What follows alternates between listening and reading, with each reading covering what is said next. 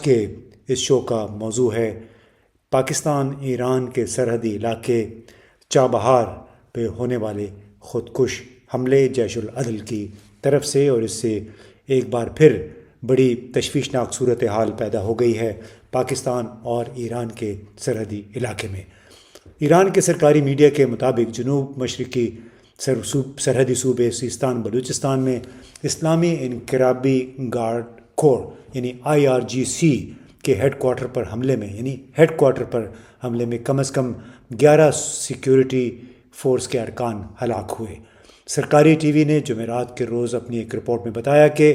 Security forces کے ساتھ رات بھر ہونے والی جھڑپوں میں سنی مسلح گروپ یعنی جیش العدل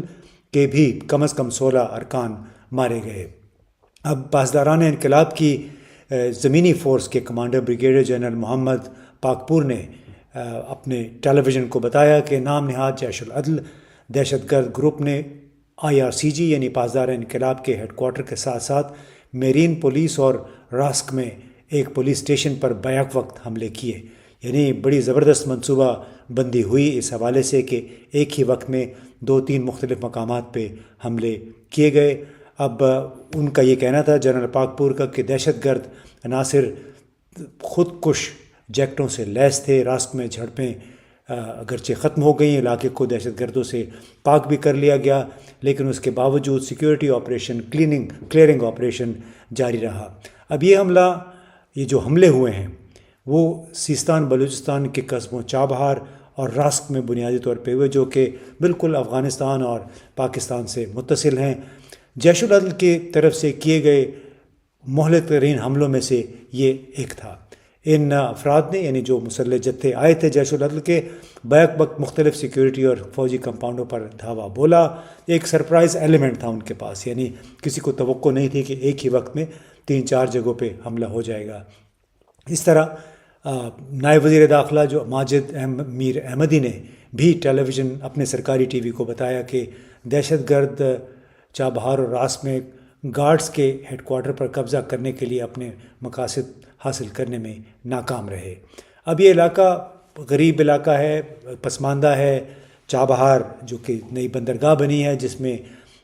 بھارت کی بڑی خصوصی دلچسپی ہے، بلکہ بھارت نے وہاں پہ سرمایہ کاری بھی کی ہوئی ہے، یہ اس علاقے میں ہوا ہے۔ یہاں پہ سنی مسلمانوں کی اکثریت ہے، اور آپ کو معلوم ہے کہ ایران میں اکثریت آبادی شیعہ مسلمانوں کی ہے۔ جیش العدل نے یہ بھی اعتراف کیا، انہوں نے ذمہ داری قبول کی ہے کہ راس کے پولیس اسٹیشن پر حملے میں بھی اسی کا ہاتھ تھا، جس میں 10 جنوری کو ایک اہلکار ہلاک ہوا تھا۔ یعنی اسی سال 10 جنوری میں یہ حملہ ہوا۔ اس کے بعد جنوری کے آخر میں ایران نے پاکستان میں اس گروپ کے 2 اڈوں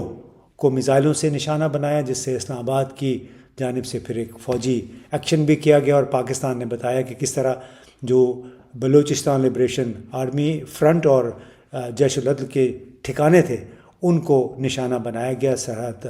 پار سے، اور اس وقت یہ کہا گیا کہ یہ بلوچ علیحدگی پسند دہشت گرد تھے جنہوں نے سیستان بلوچستان میں پناہ لے رکھی ہے۔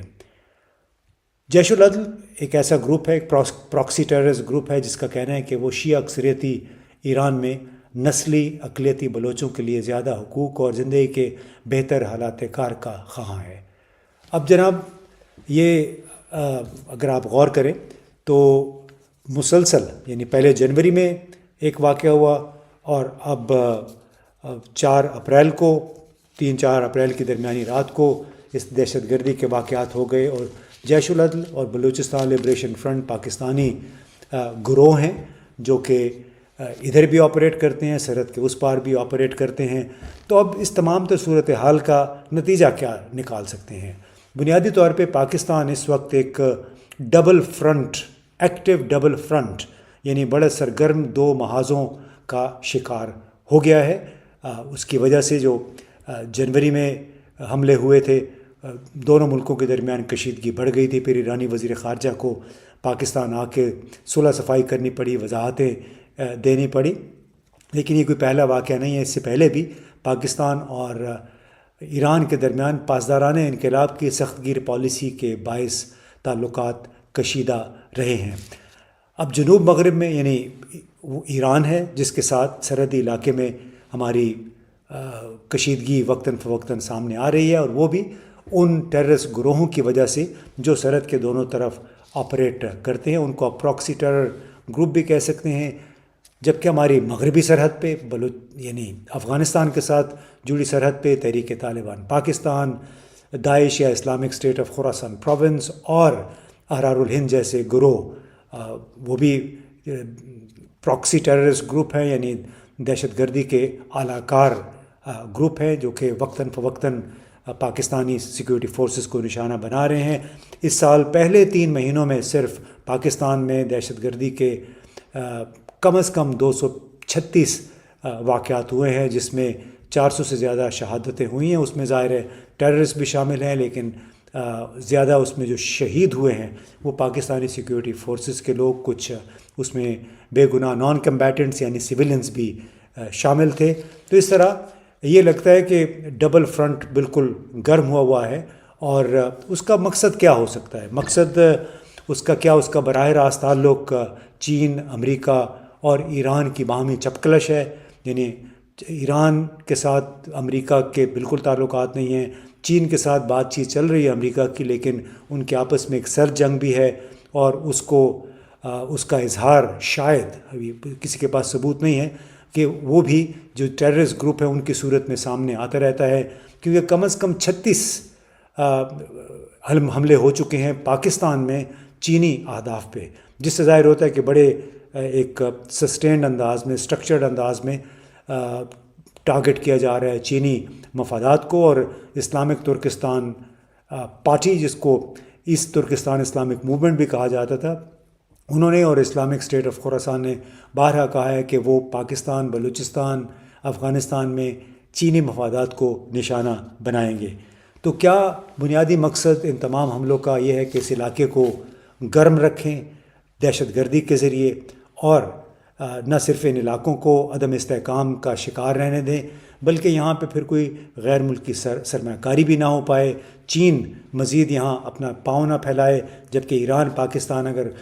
گیس پائپ لائن جیسے معاہدے پہ عمل درآمد کرنا چاہتے ہیں وہ بھی نہ ہو۔ یعنی مسلسل ایک متلاطم سی صورتحال اس علاقے میں رہے پراکسی ٹیررسٹ گروہوں کے ذریعے، تاکہ پاکستان افغانستان میں نہ تو امن آئے اور نہ ہی یہاں پہ اقتصادی ترقی کا کوئی نیا دور شروع ہو سکے۔ کم از کم موجودہ جو لہر ہے حملوں کی، اس سے تو یہی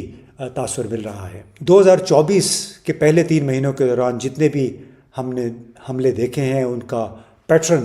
جو ہے وہ یہی ہے کہ آپ نے پاکستان کی فوج کو، نیوی کو، دوسرے جو پیراملٹری سیکیورٹی فورسز ہیں، پولیس، اس کو مسلسل نشانہ بنایا ہوا ہے۔ اس کے ساتھ ساتھ جہاں جہاں پہ چینی منصوبے ہیں سی پیک کے تحت چل رہے ہیں، وہ بھی مسلسل نشانے میں ہیں۔ یعنی مسلسل ان کو ایک دھمکی آمیز انداز میں، دباؤ میں رکھا ہوا ہے، نہ صرف پاکستان کو، پاکستان کی سیکیورٹی فورسز کو، بلکہ چینی انجینئرز ہیں، چینی حکام ہیں جو مختلف پروجیکٹس پہ کام کر رہے ہیں، ظاہر ہے ان کو بھی اپنی جان عزیز ہوتی ہے۔ تو ایسا لگتا ہے کہ بنیادی مقصد اس علاقے کو غیر مستحکم کرنا ہے، یہاں پہ بے یقینی پھیلانا ہے، اور سینس آف انسیکیورٹی کو مزید بڑھاوا دینا ہے، تاکہ یہاں پہ خاص طور پہ مغربی ممالک سے کوئی سرمایہ کاری کا نہ سوچ سکے۔ یعنی بنیادی مقصد یہی معلوم ہوتا ہے کہ آپ اس علاقے کو ٹینڈر ہکس پہ رکھیں، تاکہ یہ یوں ہی متلاطم رہے، اور خاص طور پہ چین جو کہ اب ابھرتی ہوئی قوت ہے، اس کو یہاں پہ قدم جمانے کا اپنے اقتصادی منصوبوں کے ذریعے موقع نہ ملے۔